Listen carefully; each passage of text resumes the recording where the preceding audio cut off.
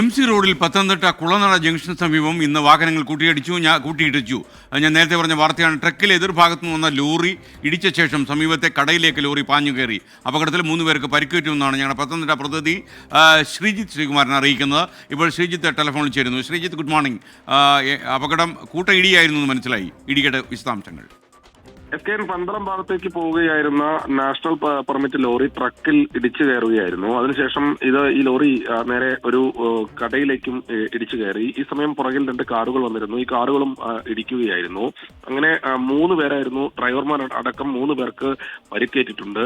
ഏറെ നേരം വാഹന ഗതാഗതം തടസ്സപ്പെട്ടു. നമുക്കറിയാം, കുളനട ജംഗ്ഷൻ MC റോഡ് ഏറ്റവും കൂടുതൽ ഒരു അപകട മേഖലയാണ്.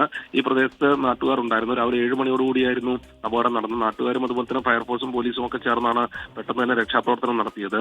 3 പേരെ, അതിൽ 2 പേരെ അടൂർ താലൂക്ക് ആശുപത്രിയിലും ഒരാളെ പന്തളത്ത് സ്വകാര്യ ആശുപത്രിയിലുമാണ് പ്രവേശിപ്പിച്ചിട്ടുള്ളത്. ഗുരുതരമായ പരിക്കില്ലെങ്കിലും ഒടിവുകളും ഒക്കെ സംഭവിച്ചിട്ടുണ്ട് എന്നാണ് ഏറ്റവും ഒടുവിൽ നാട്ടുകാർ പറയുന്നത്. വാഹന ഗതാഗതം ഇപ്പോഴാണ് പുനഃസ്ഥാപിക്കാനായത്.